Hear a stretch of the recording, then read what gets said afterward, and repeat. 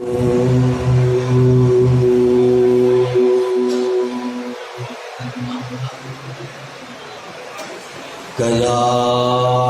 भूतगणादिसेवितं कवित्थजम्बोफलचारुभक्षणम् उमासुतं शोकविनाशकारकं नमामि विघ्नेश्वरपादपङ्कजम्। ध्यानमूलं गुरुर्मूर्तिपूजामूलं गुरोपदम् मन्त्रमूलं गुरुर्वाक्यं मोक्षमूलं गुरुकृपा।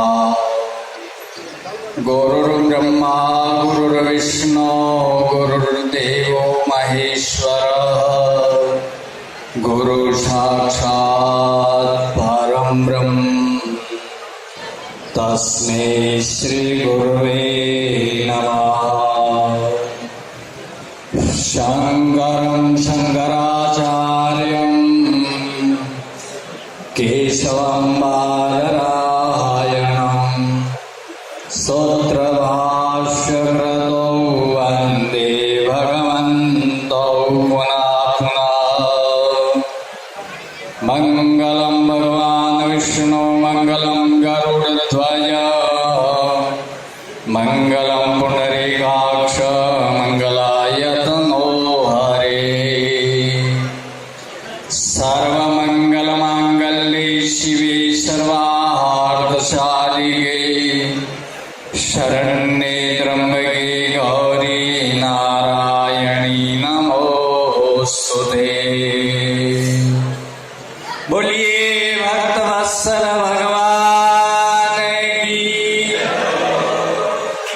ब्रह्म ऋषि घेताराम जी महाराज की। शिक्षा सारथी स्वामी आत्मानंद जी महाराज की। जगत गुरु शंकराचार्य भगवान की। सनातन धर्म की। परमपिता परमेश्वर ब्रह्मा जी भगवान की। लक्ष्मी नारायण भगवान की। उमापति महादेव की। जगदम्बे माता की। पवन सुंदर मान की। धर्म की आधर्म का प्राणियों में विश्व का गौ माता की भारत माता की श्री राम जन्मभूमि की श्री कृष्ण जन्मभूमि की काशी विश्वनाथ भगवान की गंगे माता की अन्नपूर्णी माता की। ओम नमः पार्वती पतये हर हर महादेव।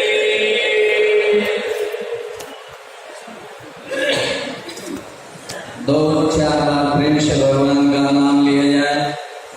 श्री राम जय जय राम।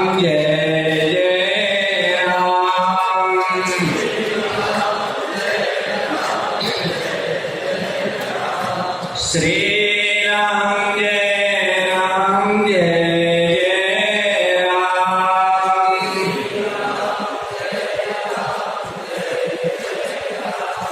श्री राम जय जय राम।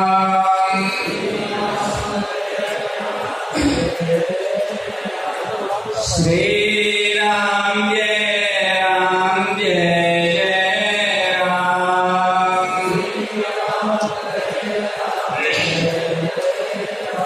बोलिए सद्गुरु देव की।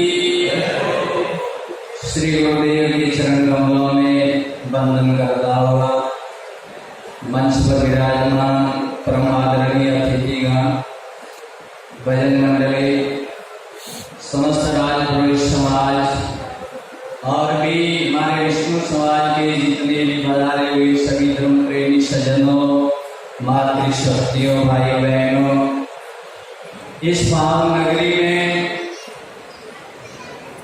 ब्रह्म ऋषि तपोनिष्ठ घेताराम जी महाराज की 3 वर्ष पहले पहले प्रतिमा विराजमान राजपुर समाज द्वारा हुई, उसके उपलक्ष्य में चतुर्थ वार्षिकोत्सव मनाया जा रहा है। जो इस उत्सव की पूर्व संध्या में आप सभी यहाँ उपस्थित हुए, हमें भी यहाँ आने का आपने आमंत्रण दिया, आपकी प्रेम से हम भी यहाँ उपस्थित हुए। सज्जनों, ये मनुष्य जीवन अत्यंत ही महत्वपूर्ण और दुर्लभ है। यदि मनुष्य शास्त्र के अनुसार इसका सदुपयोग करे तो ब्रह्म की प्राप्ति कर सकता है। देवता लोग भी भगवान से यही प्रार्थना करते हैं कि हे परमात्मा, हमारा पुण्य क्षीण होवे, तब इस पृथ्वी पर हमें भारत देश में जन्म मिले। तो ये हमारा भारत देश इस विश्व में जगत पूज्य और जगत गुरु के नाम से जाना जाता है। तो हमारा ये बड़ा ही एक महत्वपूर्ण जो जन्म है, जो इस पावन देश में हमें प्राप्त हुआ है, भगवान की कृपा से हुआ है। तो इस मनुष्य जीवन को हमें सदुपयोग करके हमारे जन्म को सफल करना है। मनुष्य और जानवर में भगवान ने 4 बातों की समानता रखी है। आहार निद्रा भय मिथुन सामान्य पशु विनराम धर्मो येषाम् अधिको विशेषो धर्मेण पशु समाना। तो 4 बातों की समानता भगवान ने जानवर और मनुष्यों में रखी है। हमें भी भूख लगती है, जानवरों को भी लगती है, तो इस बात की समानता है। मनुष्यों को नींद आती है, ऐसे जानवरों को भी नींद आती है, ये भी समानता है। तीसरी बात है, मनुष्य को किसी से भय रहता है, ऐसे जानवरों को भी रहता है। मनुष्यों के बाल बच्चे उत्पन्न होते हैं, ऐसे जानवरों के भी होते हैं। तो इन 4 बातों में मनुष्य और जानवरों में कोई अंतर नहीं है, लेकिन अंतर है वो किसका है? धर्म का है। धर्मी ना पशु समाना। जिस मनुष्य में धर्म नहीं है तो मनुष्य होता हुआ भी जानवर के समान है। तो हम तो ऋषि मुनियों की संतान है, देवताओं की संतान है, इसलिए हमें जानवर नहीं होना है, हमें तो देवता होना है। इस पावन नगरी में जो ये कार्यक्रम हो रहा है, और इस कार्यक्रम में जिन जिन महानुभावों ने अपना सहयोग किया है, तन से किया है, मन से किया है, धन से किया है, उन सबको धन्यवाद है। और ऐसे कार्य में आगे आना चाहिए। देखो, लक्ष्मी हमें मिली है तो हमारी कमाई से मिली है, या हमारे पुण्य से मिली है, या हमारे पूर्वजों की पुण्य से मिली है। कोई निमित्त है, लेकिन ईश्वर नहीं रहने वाली है। शास्त्रों में लिखा है, धन की 2 गति मानी गई है। कौन सी है? दान भोगो नाशः। एक तो है पुण्य में लगाने की गति है, जो उत्तम है। दूसरी है अपने व्यवहारिक कार्य में, ये मध्यम है। और इन 2 कार्यों में अपनी जो संपत्ति का सदुपयोग नहीं करते हैं, तो ये लक्ष्मी चंचल है, अपने आप तीसरा रास्ता खोलती है, तो वो अपने आप निकल जाती है।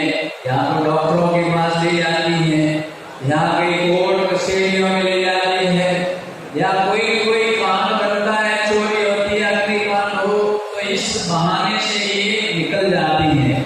इसलिए ये जाने से पहले हमें इनका सदुपयोग कर लेना है।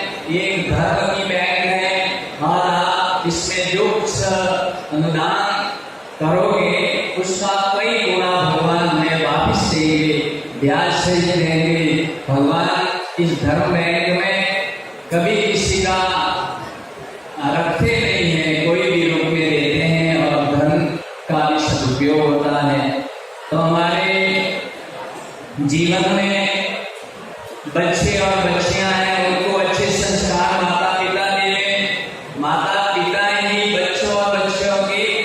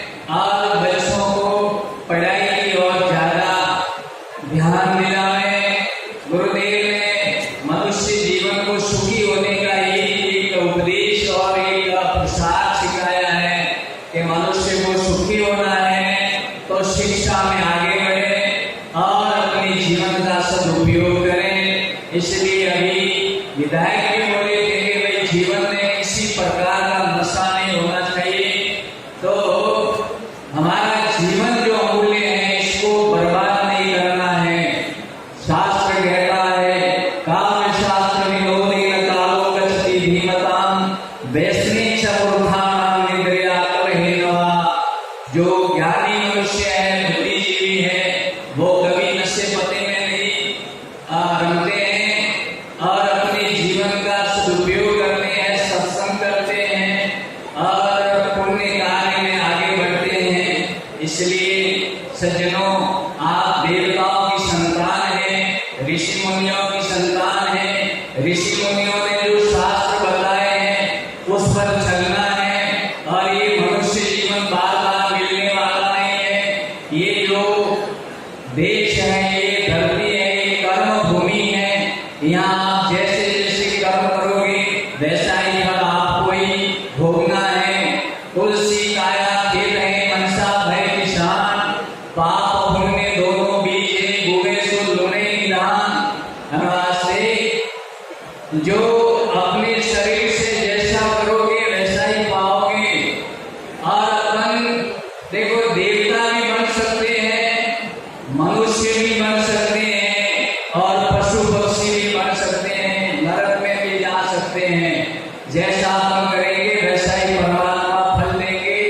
देखो, कर्म करने में मनुष्य स्वतंत्र है, फल में नहीं है। गीता में यही बताया भगवान ने अर्जुन को कि हे अर्जुन, मनुष्य को कर्म करने का अधिकार है, फल का नहीं है।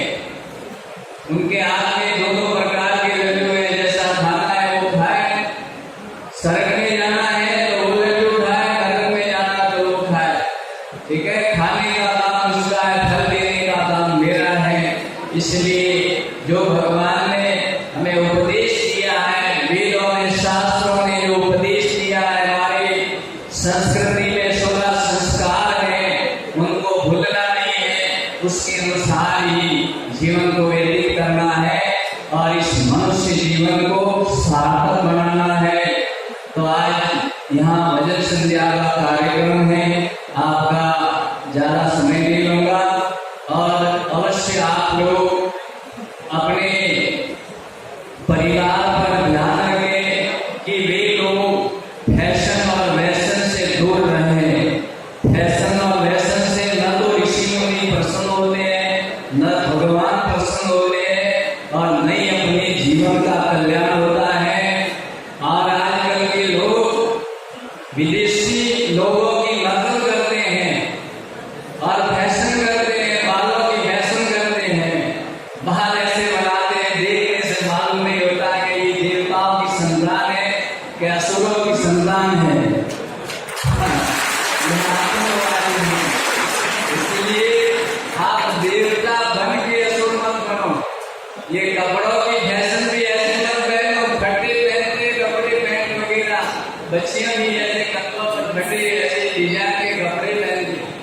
फटे कपड़े पहनने से लक्ष्मी नारायण होती है कि ये भिखारी जैसा ड्रेस पहनता है, इसके घर में जाकर क्या करोगे। इसलिए ऐसी फैशन नहीं करनी है। फैशन करो अपने ऋषि मुनियों की, देवताओं की, और देवता बनो। देवता बनने के लिए आपको भगवान ने ये मनुष्य जन्म दिया है और इसी जन्म को आप सफल करें। और आपको इस देखो, आज रात्रि में 2 बजने के बाद में मकर संक्रांति भी लागू होगी। 14 तारीख को होती है, लेकिन इस वर्ष में 15 लागू होने पर ये लागू होगा। 14-15 होता रहता है। तो ये क्या रहस्य है? मकर राशि पर सूर्य भगवान आते हैं और ये देवताओं का दिन है। देवताओं के अपना एक वर्ष और देवताओं का एक वर्ष, एक दिन और रात होता है। तो दक्षिणायन में सूर्य होता है तो देवताओं की रात होती है।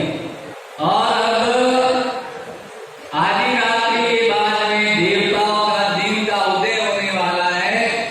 इसी को उत्तरायण कहते हैं। इसी उत्तरायण में शुभ कार्य होते हैं, प्रतिष्ठा होती है और भी नाना प्रकार के मांगलिक कार्यक्रम लग्न आदि होते हैं।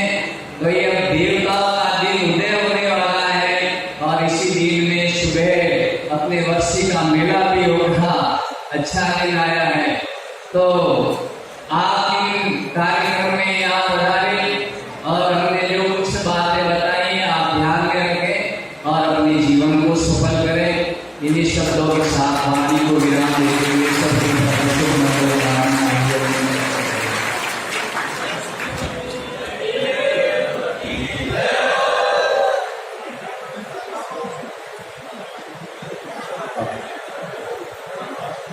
गुरुदेव ने हमें आशीर्वाद रूपी प्रवचन दिया।